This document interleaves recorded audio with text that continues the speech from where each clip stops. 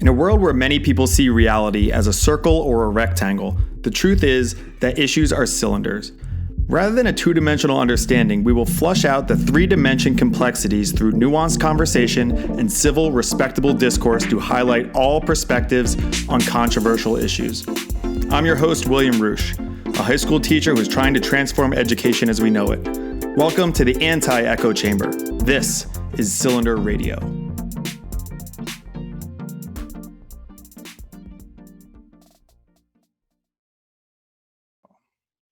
Hello and welcome to the next lesson of Cylinder Radio. I'm your host, Will Roosh. I am a high school teacher in Los Angeles. Been teaching high school for like 14 years. And the topic of today is something that we talk about, or that I see a lot. And the topic is anxiety. So I have with me a real life therapist, not my therapist, but a therapist. Jason Phillips. He is a licensed practicing therapist. He is an adjunct professor at Fayetteville State University in North Carolina, and he is a life coach. Jason, thank you so much for being here. It's nice to have someone who actually knows what they're talking about anxiety, because I address it all the time on my social media and stuff, but I'm not. I just have observations. I want to try and run them by you today to get your thoughts on it and hear what you have to say. Maybe you can help some of the people out there struggling with anxiety themselves, or who have loved ones struggling with anxiety. So thank you for being here. Hey, thanks. I appreciate you, Will, for just, bringing me on. I'm excited. I know we've been talking about it, so I'm glad to be able to finally be, in front of you and have this conversation. Absolutely. Can you introduce yourself to the audience? Just tell them a little bit about who you are, your background, and kind of, I already said that you have like credentials, but what makes you a quote unquote expert, for lack of a better term? It's kind of a bad term, but like an expert to talk about something like as serious as anxiety. Okay. Yep. So, Will, you hit it on the head. I am a real life therapist. So what that means is I have the education and I have the credentials to actually treat symptoms, to diagnose, and most importantly, to help people. So a little bit about me. I've been in the mental health field for about 10 years now. I've worked in a variety of settings. So I've worked with substance abuse. I've worked with veterans. I've worked with active duty soldiers. I've worked at a college counseling center. So I've helped students who are actually going through their college career with counseling. I've worked in psychiatric inpatient centers. So for individuals who've been hospitalized for mental health issues, I've worked in that setting as well. I started off my career working out in hospice. So I've worked extensively with grief and loss. There's not a whole lot of areas where I have not worked in right now, except for the prison system. Okay. Is that something that interests you? Is that something that interests you in the future? Maybe, if it happens, it happens. Yeah. Yeah. So a little bit more about, my experience and credentials. Yeah. I'm certified in cognitive behavioral therapy, prolonged exposure therapy, and cognitive processing therapy. What those are fancy terms fancy words to say that I'm credentialed to practice certain treatment protocols for PTSD and anxiety. Awesome. So you're the right guy for this episode. Great. So. I seem to find that like I've been doing this podcast for a year now, and there's so many topics that I want to address, and just the miracle of social media. As much as social media is like a poison to society, it's also awesome.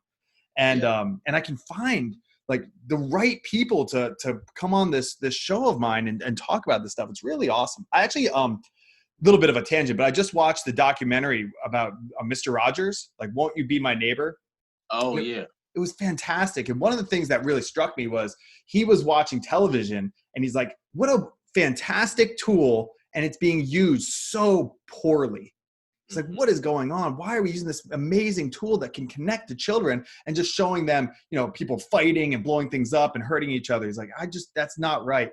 And the way that I found you on social media was you go on to your Instagram and you like give perspective on things, and it's very productive and it's very like thought provoking. And it's a lot of what I try to do in my like educational space.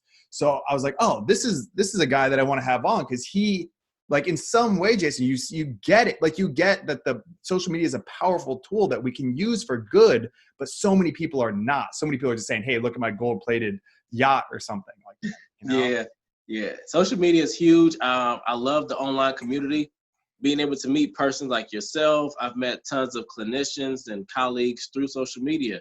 And then sometimes we're able to meet up in person. It just makes that connection even more sweeter. Yeah, we can really use that and kind of shift what social media is. You know, I think in society, I think we're figuring it out. It's so new. We're trying to figure it out. And maybe, you know, we can try and model something better. So Yeah. as far as anxiety goes, I told you a little bit about this before we started recording, but teaching high school in very different environments, very diverse, from rich to poor, racially diverse, everything, just all kinds of diversity, is I found that anxiety has gotten worse. That every year it is noticeable, it is palpable, like how many more kids come to me and say, hey, I'm freaking out because of X, Y, and Z, or, you know, I feel like I'm going to have a panic attack and all that kind of stuff.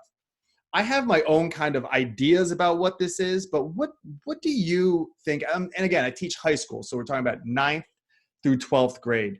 What do you see as some of the major causes for this increase in anxiety? Well, I think, our society is just, we're all about being more productive. We squeeze Mhm. in a lot more tasks than we used to. So, like, even today, for instance, we're working on this on MLK Day because we both have it off. Yeah. So we're cramming in a lot of things. And I think for kids and teenagers, they don't really get a chance to just chill. So, like, some of my clients, even if they're in AP classes, they're in sports, in social clubs, they have work, they have jobs outside of their school, and parents still seem like, hey, they're not doing enough. So Yeah. for a teenager, that's a lot of pressure because now they're trying to meet their parents' needs, meet their friends' needs, and then you have social media, so they want to look good on social media too. I think all of that in itself, it just kind of overwhelms that person, and Yeah. that's where the anxiety is like increasing. It's getting worse. It's boom, boom, boom, one thing after another, after another, after another. It's like, I'm young. Let me figure out the world a little bit. Yeah, Yeah. I mean, think Uh, about when you and I were teenagers. Like, I mean, I was busy, quote unquote, but I wasn't busy like they are now. I mean, no. nowhere near. No, I had a lot of free time. I had too much free time. I was kind of a loser. But yeah, I mean, yeah, there's just, and then even when it is their free time, they're on social media or watching Netflix or binge watching a show. It's always this constant like stimulation, like meditation and mindfulness is not something that's really emphasized a whole lot in school or for young people or anything like that. Are you like a proponent of that kind of activities like mindfulness and meditation and things like that? Yeah, well, I'm glad you brought it up. I'm huge on that for our kids, for our adults too, because now when we have conversations like this, a lot of times there's a phone in one hand or there's a tablet in another hand. Yeah. So we don't really engage 100% with who we're engaging with. Like, so our attention span is being like diverted. We're trying to multitask. And what that does is it takes away from the just honest, authentic, genuine relationships. Yeah. So even though you may have, thousands of followers on your Instagram, or I know high schoolers, they don't even use Facebook. They use like Snapchat, TikTok. TikTok. So Yeah. right. So it's like Yeah. they're trying to keep up with all of these platforms, but the real life intimate relationships go to the wayside. Yeah. And they struggle.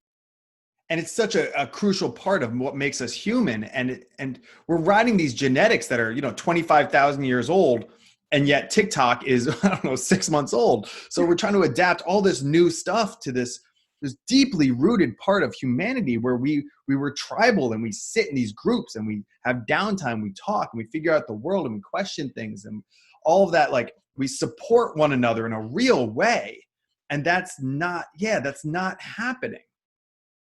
um so what the typically, like, the quote unquote advice that I give, as someone who is not a mental health professional, here are some of the things that I say about anxiety. I wrote them down. And I just want to get your take on these, or how I could probably improve them moving forward, because I do want to keep addressing this, and it's going to keep coming up in my classroom. So one of the things that I said is, and this is a very, it's appropriate because it's Martin Luther King and he was a follower of Gandhi and everything like that, but it was just lose yourself in the service of others. So if you have anxiety, try to serve others is something that I push out for people. I say get into your body. If you're in your head a lot, maybe go and work out really, really hard in a safe way, because sometimes if you're exhausted, that might use up some of that. I said, if you feel like you're going to have a panic attack or you have a lot of anxiety, kind of follow in your head down that path. If you're scared about failing a test, well, what happens if you fail a test really? And then blah, blah, blah, blah. You kind of like follow that. Like I have a sign behind me. It says dragons hoard gold, which I really love, that the things you love and things that you need most in your life are protected by something scary like a dragon. And then just, the idea of like gaining perspective, hang out with old people and tell them, I'm really stressed because I failed a math test in 10th grade. What do you think about this? To like a 90-year-old, and see what they say. Yeah. So I know I just threw a lot at you right there, Jason, but that's, I just wanted to just rattle it off. That's kind of the directions that I go. But what do you advocate for as far as like mindset to get into, or things to think about when it comes to anxiety? So Will, I like what you said as far as like, one, talking to older people, mentors, having mentors. I don't think a lot of kids, they don't really do that because they're busy, they're occupied. Right. So I think that relationship building with family and trusted older adults can help them like just settle down their mind. So that's huge. And I also like what you said about the physical exertion. So getting out and actually doing something to release some of that energy, that nervous energy. And I think that'll help calm your mind as well. Lastly, but I think it's the most important, what you said, is how you ask them to think about how is this going to impact you long term? What's the worst thing that happens if you fail this test? What is that going to mean something next year, 5 years from now? When you ask that person to look forward and kind of play the tape all the way out, then they can kind of evaluate, okay, am I putting too much emphasis on this one subject or on this one test?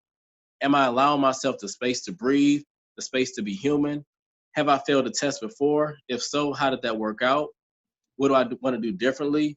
But not putting so much pressure and so much weight on this individual exam or this individual quiz, because in the long run, it's not going to serve me. It's not going to be good for me. Yeah. That I'm such a logical person. I lack sometimes. Just ask my wife about the emotional side of things. And with my students, I'm probably better than with adults. But I'm so logical, and I go down the road of this isn't serving you. Here's the data on it, blah, blah, blah, blah, blah. And as a therapist, how do you balance, kind of what needs to get done, but you also need to communicate that in an effective way. And that's a really, because you can explain to this person who's suffering from anxiety, you can explain to them with credible data, the reality that this is not a big deal. This will not affect you. Kids are anxious about getting into college. It's a big thing at the school I'm at. So I read all these books about how it doesn't matter where you go to undergrad, really. And I, showed them the books and shared the data with them. And they were just like, nope, no. So I wasn't communicating it effectively. So what do you do that can help to connect individuals? Is it getting to know people on a personal level? Is it just is it feeling them out in that way? Because I think that the transportation method of the idea of the solutions is almost as important or more important than the actual solutions themselves. Oh yeah, I think one, if I'm hearing you correctly, Will, building that trust and that rapport, building that relationship with whomever I'm working with, that's half the battle. Because if they don't trust me well enough to open up the true feelings, then we can't do any work on the actual anxiety or underlying issues. What I see often with teenagers is that, again, this pressure is coming from external forces. whether it's their parents, whether they're trying to live up to expectations of their friends. So I think that, what I personally do is I'm trying to figure out, okay, what are your thought processes? What are the feelings too? Because I want them to know that I care about their feelings. I want them to be able to express their feelings. But the end result, I want them to acknowledge that their feelings are not facts. So just because maybe you feel like you're stupid, or you feel like you're a loser, you feel like you're not doing enough, just because you feel that way, let's be analytical, like you said. Let's look at the facts. Okay, you're going to school, you're working part-time, um, you're following instructions, you're doing all of these things. So on the logical side, you are living up to some expectations, but you're not giving yourself that credit. And until it's hard, because until you can give yourself that, that positive self-talk, you're going to always feel like you're not doing enough. And for kids, it just kind of bleeds over into all types of areas of their lives, and they start making poor decisions based on the fact that they want to feel like they are good enough, they can do things. So building that relationship is solid. It's very important. Yeah, it's so hard, right? Because most people, especially if they're willing to go to therapy and stuff like that, which, by the way, I think everyone could use therapy. Like this, I think that hopefully the stigma is going away from that, because no one's got this life thing all figured out. But just to go there, uh, you know, people probably have a lot of trust issues. People probably have a lot of fears that even if they know what their fear is, it's still there. Even if they know they have trust issues, it's still there. And how can they trust you?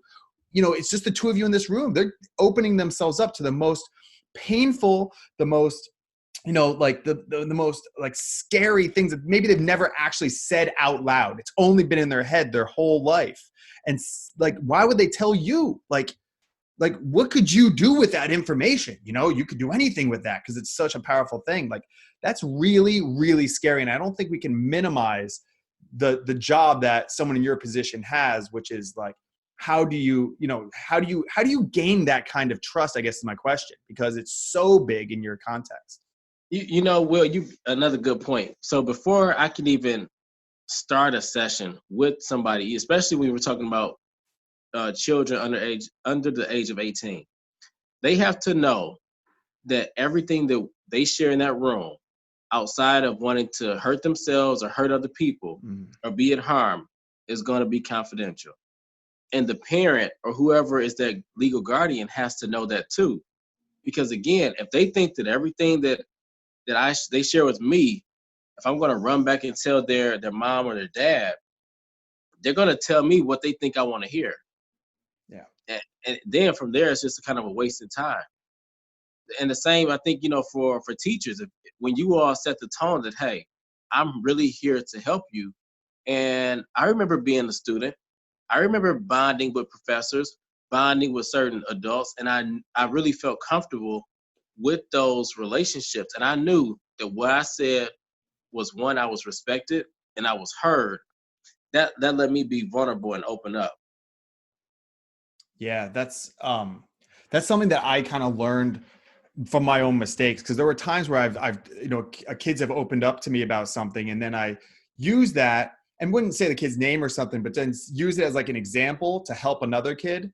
And like it would get back to them or something. And looking back, it's like, oh, what was I like? I was trying to help, like use this one scenario to help, but like it was a breach of trust. And I've done that several times in my teaching career and learned from it. But it was like, oh man, like this, like when someone does open up, that's so difficult for them, that we have to recognize how much that really is a struggle for them, and keep that bond and that kind of promise, Oh yeah. honored.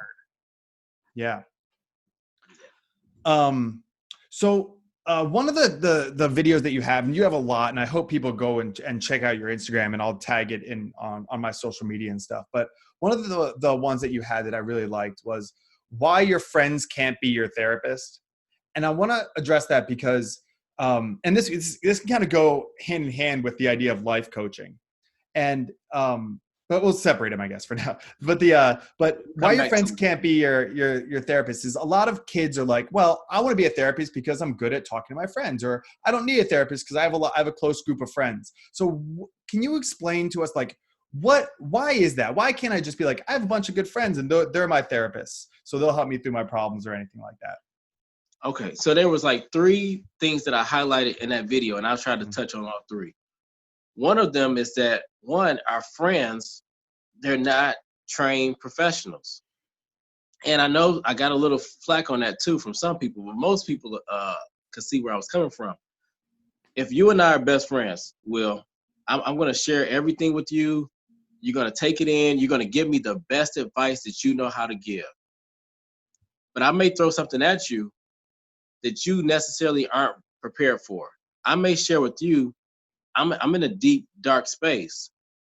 And you may tell me, hey, man, when I get in that space, I go to the gym. Well, for me, it's not doing it for me. So how can you, Will, help walk me through how do I get out of that dark space? You've just given me everything you got when you told me you go to the gym. And I'm saying that that doesn't work for me. So now your training is obsolete. That's all you had. And as a friend, even though you wanted to help me, you want to get me out of this dark hole, that's what you do, and it doesn't work for me. So now as a therapist, what I'm going to do is I'm going to assess if you're in that dark space, what's protecting you from not doing something harmful to yourself? Do you have those factors? What are the resources? If I'm not talking to you, if you have to go to work, who else can I talk to? I'm going to give you those resources, which again is vastly important. Hmm. Uh, I'm going to identify what are the risk factors. How long have you been in this dark space? Do you have a plan to hurt yourself? Have you had these thoughts before? A lot of times, man, friends don't talk like that Yeah. because again, when I'm not in that dark space, I don't want you, and this is why our friends can't be our therapists. I don't want you judging me in that light. And with the therapist, there is no judgment. There should not be any judgment. This is a different type of relationship. It's like when you go to the dentist.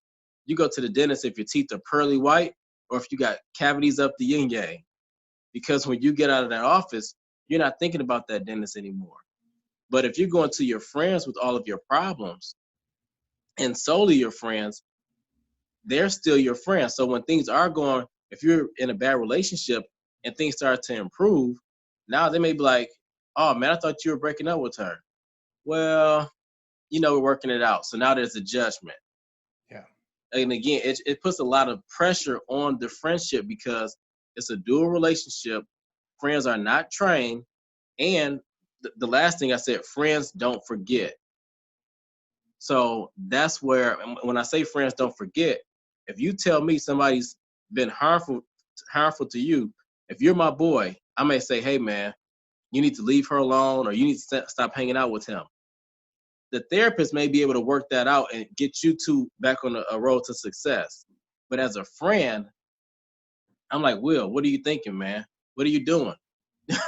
Yeah. You get what I'm saying? Yeah, like you're not going to be hanging out, like you don't hang out socially with your clients, No. right? Like there's a line there because if you say like, hey, I don't know if this, I mean, not that even in therapy, I'm guessing you don't like tell people what to do. You give them perspective and things like that. But even if you kind of through a conversation, they decide to leave their spouse or something, and then they get back together and then you hang out like, yeah, like it's if they tell you that they did something bad, I'm just repeating what you said, but like they Right. tell you that they did something bad and then you're around them all the time. Like I see that a lot, and then you're like, oh, well, how am I supposed to act around this person? You told me that they hit you or they told me that they cheated on you. And then like, oh, hi, welcome to the birthday party. Like it's weird.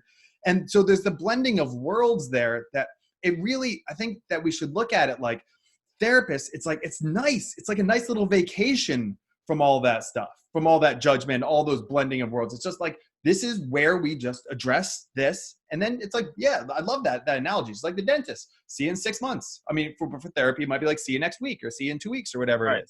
it is. It's like a vacation where you can really just like unload all of that stuff and not have to like bring it back up, and you can unload it all on this person. Like, that's what you're paying them for to some degree, is to be able to unload and have them hear you and not talk about their own issues, or not bring it up like, hey, what about me? You didn't ask about me. It's like, all that stuff. It's a real Right. luxury. Yeah. Yep. That's another point, Will, because you may be pouring out something to your friend, and your friend is like, well, wait, hold up. I want to talk about what I got going on too. And you're like, wait, I'm in this dark hole. Yeah. Now, again, that's another conflict. Yeah. Yeah. So that was a great point. Thanks for going into that a little bit more depth. Yeah. When you talk about CBT, cognitive behavioral therapy, I had on a guy who was he was like a pickup artist, and then he got Okay. into like these like conferences and stuff to help help remove social anxiety and help build confidence, especially in young men. He was a great guy. His name's Sasha Dagain was his name. But he was on here. He was actually really great. I had a fun time with him. But what he was doing was essentially cognitive behavioral therapy.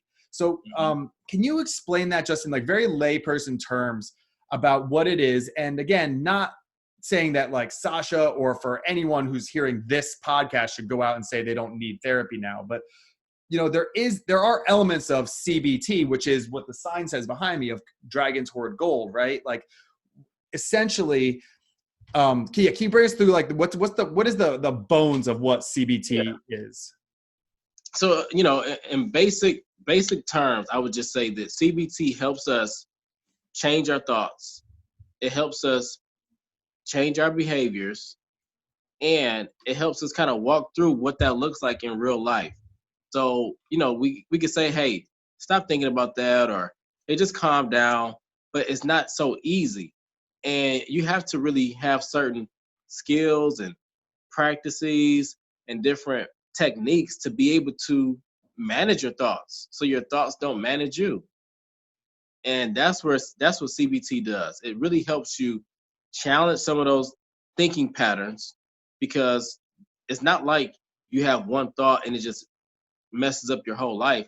These are ingrained patterns of thinking that's been going on probably for years, most times. So you have to systemically work at identifying your thoughts. How do you train yourself to have positive self-talk? How do you confront when your behaviors are leading you down a road that's causing you a lot of pain? Yeah, like I heard Jordan Peterson, who I love. I mean, he's been a real educational mentor to me. I think it's a shame that he's become so controversial, but he was a clinical psychologist for his whole life. And one of the things he was explaining, and I thought it kind of made sense. It was like, if you're scared of elevators, like the idea of like, let's go on an elevator then if you're scared. It's like, like that's way off the table. Then you kind of reverse engineer it. Like, can you look at a photo of an elevator? It's like, okay, yes. Okay, photo of an elevator, then go see an elevator, then go within 2 feet of one, then walk right off. Like these like little baby steps to get over. You can't, like, telling kids like, don't be anxious or don't worry about where you go to college. Like, we have to work in steps. These are deeply rooted things in our minds, and that's going to lead to all kinds of anger issues and addiction and all that kind of stuff. That there is a process to go through, and you need someone who is trained in that process. We can do it on little things with ourselves, but it might not work. And it might not work, period, but it's going to be a lot better with someone to essentially coach you through this process of like, all right, let's break this down into steps. Let's conquer this thing. Yeah, so I think that's really, really important that people know that if you can't just change your behavior, you're normal. Like, it's really hard to do. It's so hard, and I use myself as an example. So right now, I'm in the process of learning how to swim. Okay, so Yeah. it's fun. I go to the pool, I do my thing, and I'm like, okay, I can go to the pool all day long. I had to get a coach. Also, getting that coach, I have to practice. So if I don't have a lesson in a certain amount of time, I start to regress. The same thing, the reason I bring this up, the same way our mind works. When you try to start thinking differently, or you want to start behaving differently, yes, we can do some things on our own, but you can get there so much faster if you have a therapist kind of help cut through the crap. and get right to it. So having a therapist, having somebody who actually knows what to do and how to guide you will help you get there faster and also sustain your results. Yeah, because that's what they do. So one of the things that you have on your social media, and you kind of you could call yourself, for lack of a better term, is a life coach. And I have issues with the idea of life coaches, not because I don't think they're great, or they could be great, or they could be helpful.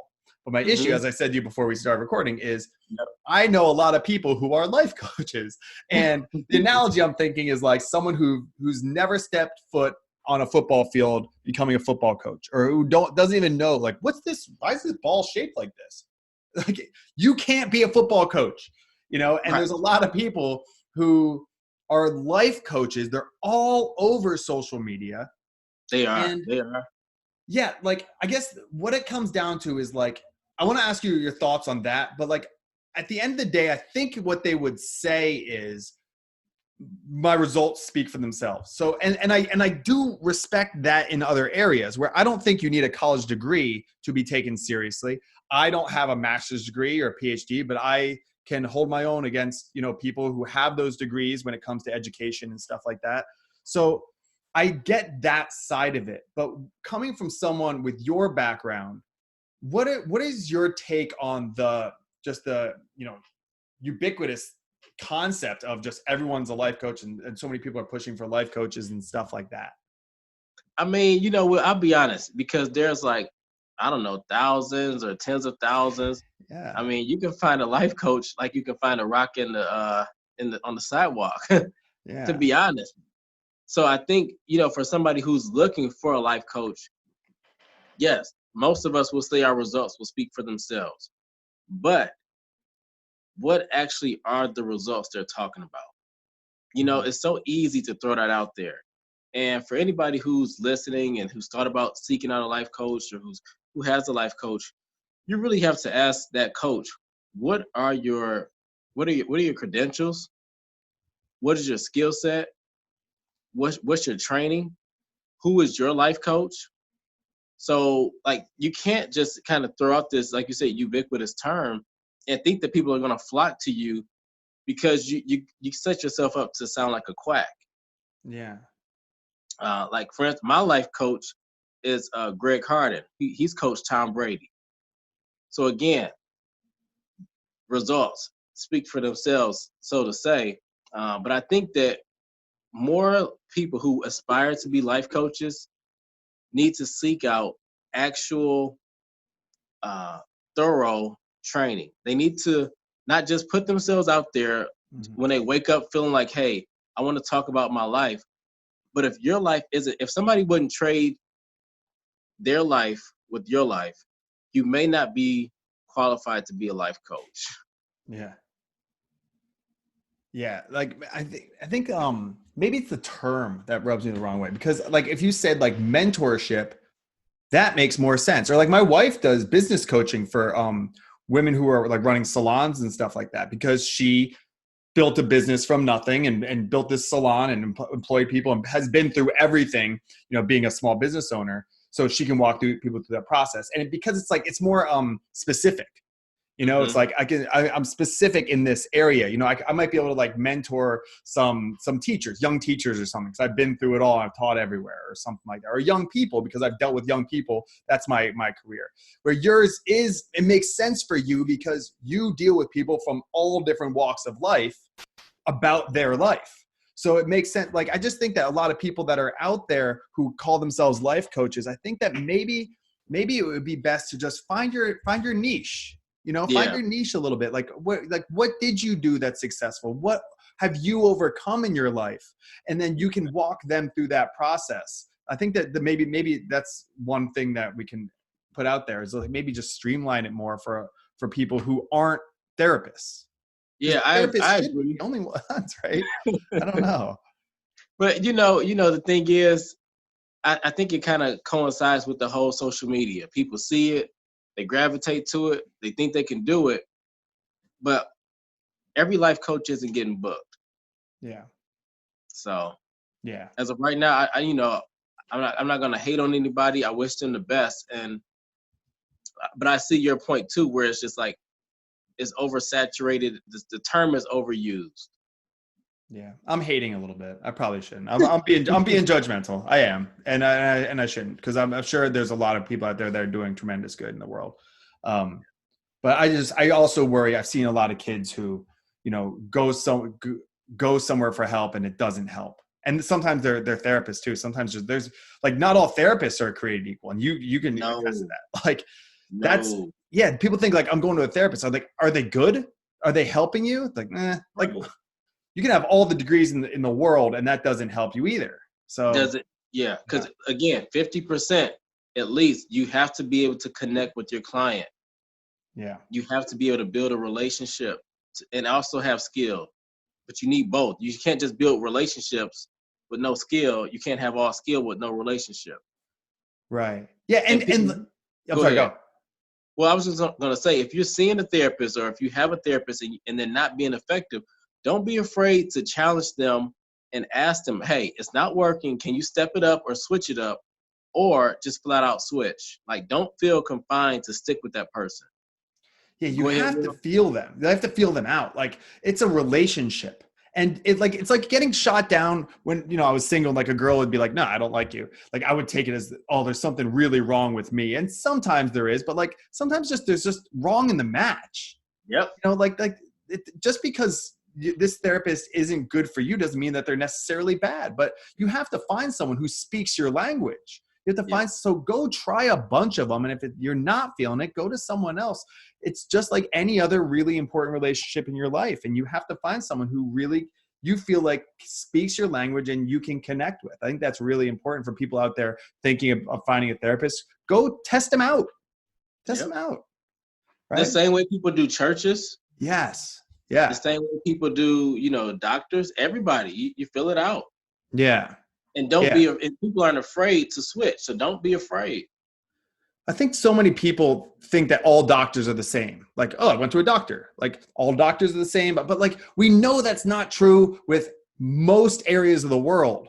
Like, not all, whatever, plumbers are the same. Some fix the clog, some make it worse. Some are Yes. dishonest, like all that kind of stuff. We know that with Yes. teachers for sure. Like in my Yeah. world, like some teachers are terrible and some are good. And like, so why wouldn't that apply? Of course that applies to everything. Yeah.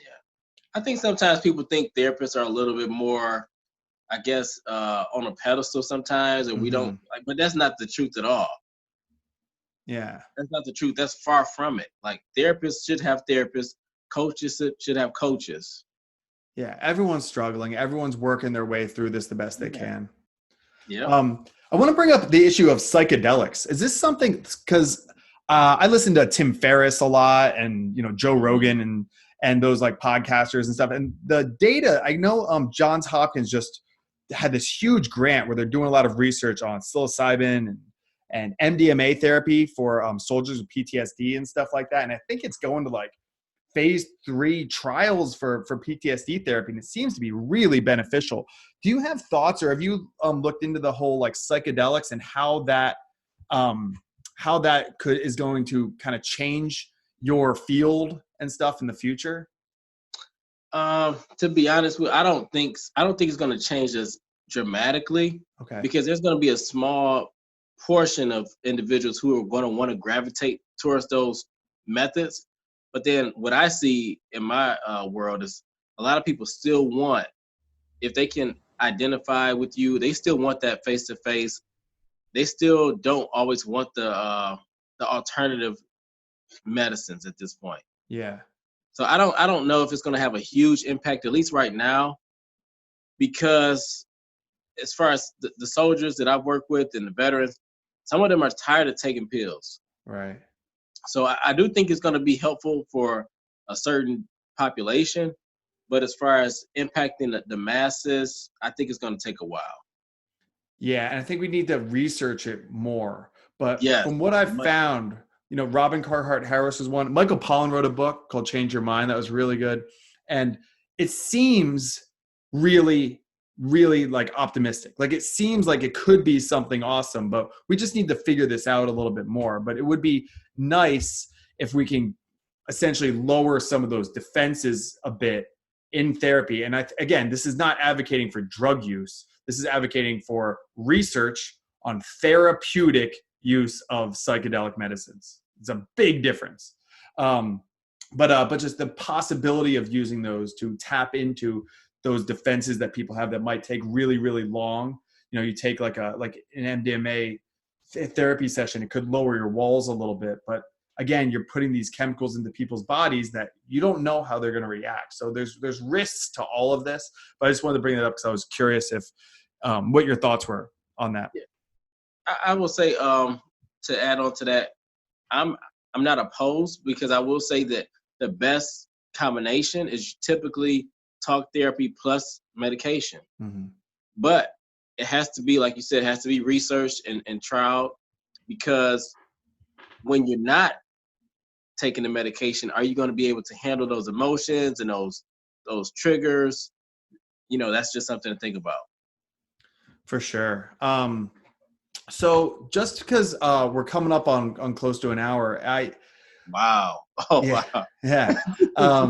Which is awesome. But the mental health issues in America don't seem to be going anywhere. They seem to be getting worse. And so we've never been more comfortable as far as we have air conditioning and we have heat and the vast majority of Americans are doing well in those areas. They have food in their cabinets and stuff like that. The majority.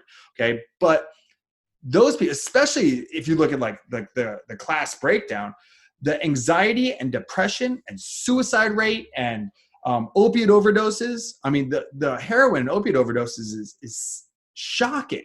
These are the areas where we are really falling behind in society, and they seem to be all connected. I don't think that the heroin overdoses are disconnected from the anxiety and depression. And I don't think that's disconnected to the mass shootings and stuff like that. I think it's all seems like this mental health epidemic that's going on in a very, well put together, functioning, safe, for lack of a better term, society. Do you get that feeling as well? Oh yeah. That's why that's where the need for more therapists and the need, or what appears to be the need for more coaches, is able to kind of arise like that, because of, I saw I forget, somebody did a study where they said Americans were getting lonelier and lonelier, but our houses are getting bigger and bigger. Yeah. So again, the personal relationships, like you and I talking now, that's happening less and less. People are commenting, retweeting, sharing. Mm-hmm. But as far as actually having a dialogue, like, hey, Will, how's it going? How was your weekend? How was the vacay? That stuff is not happening. People are looking at other people having vacations and having nice cars and homes, and they're feeling guilty. How come I can't?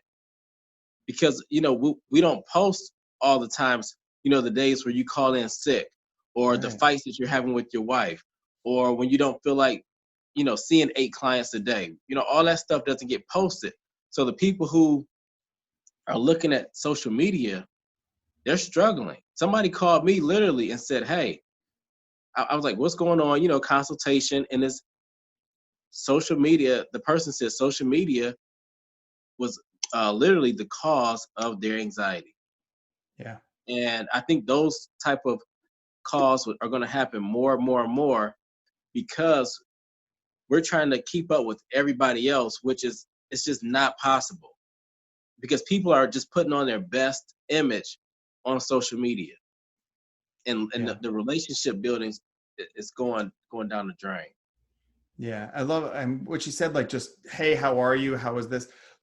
Actually listening to the responses and actually giving a response. Sometimes I'm walking through the hall and kids are like, hey, Mr. Roosh, how was your weekend? And I'm like, well, my 5-year-old was sick and he peed the bed all over and it was such a mess. We had to get up at 2 a.m. And they were like, I wasn't real. I was like, well, you asked. I'm going to give you an answer.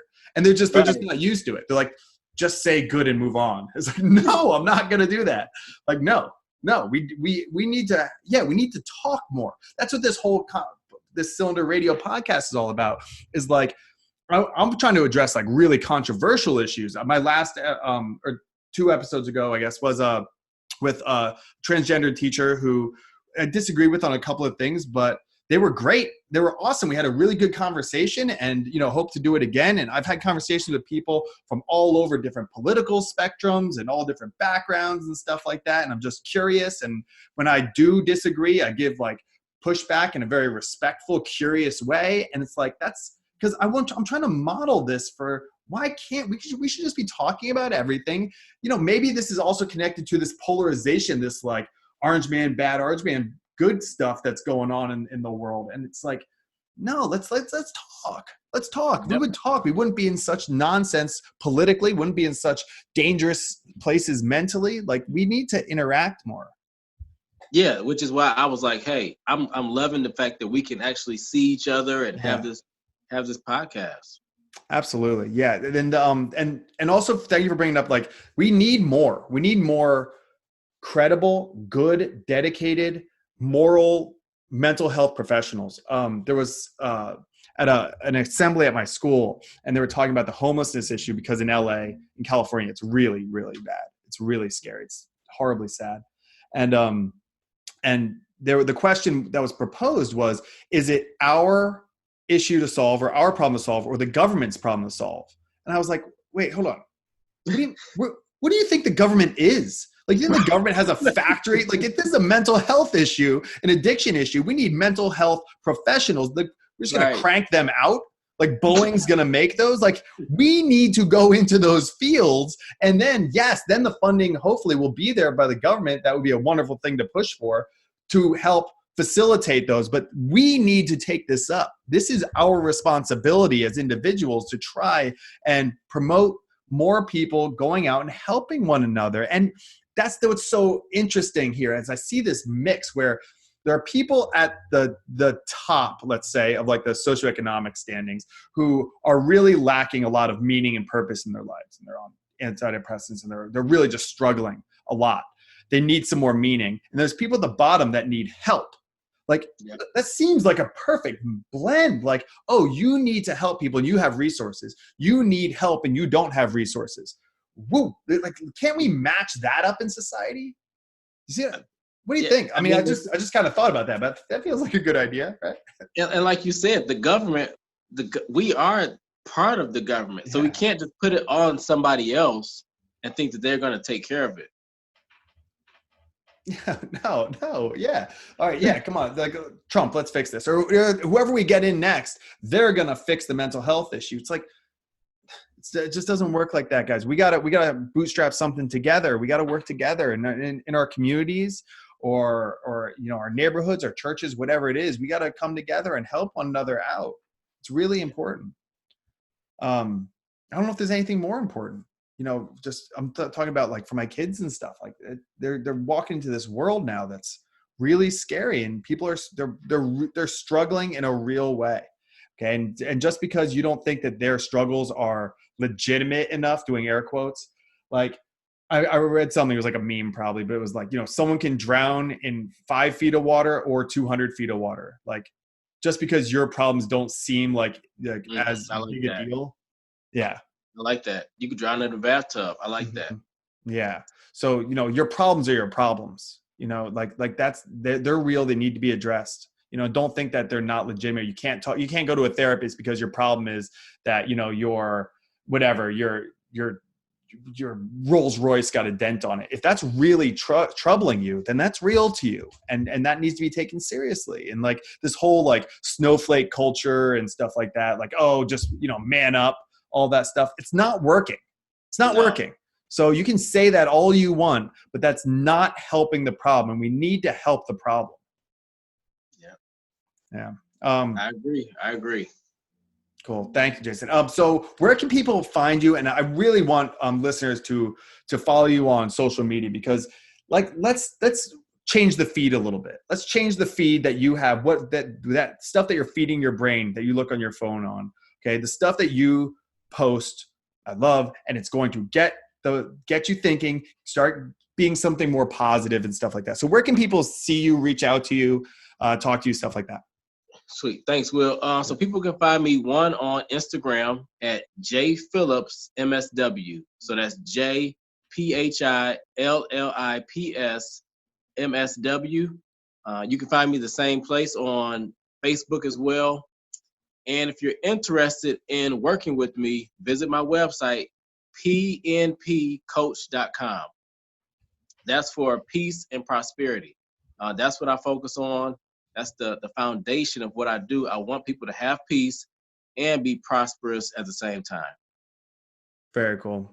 Thank you. It's so, you have a very calming way about you, Jason. Like, I'm kind of shot out of a cannon all the time. Because I'm used to talking to 15-year-olds. So I'm always like, and you're like calm. Like the way you talk is just like calming down. As soon as you pause while you speak. And it's like, because as soon as I hear a pause, I just want to jump in all the time. But so I'm sorry for always jumping on you, but it's all right. It's fun.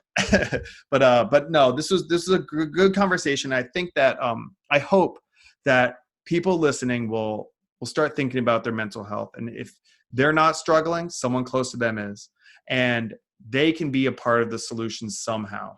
And if that's seeking that as a career, or it's helping them to seek something for themselves, and going is just like a shoulder for them, just to walk them maybe to the office or something. I'll wait outside for you, or something along those lines. Let's be there for each other a little bit better. Let's get that community element of America back a little bit. I think that would be wonderful. So, all right, thanks, Will. Cool. I appreciate it. This is fun. Yeah. Thank you, Jason. I appreciate it too. All right, take care. This has been Cylinder Radio. The success of this podcast and the educational revolution that I hope you will be a part of is dependent on those who find value in it. Please take a few moments to review us on iTunes so the show is more easily found. If there was a perspective on today's topic that was not highlighted in this episode, or you have an idea for an episode topic that you want to understand more deeply, please email us at cylinderradio@gmail.com. Follow me on Instagram @WillRusch. WILLREUSCH. Thank you for your support, and I look forward to the next one.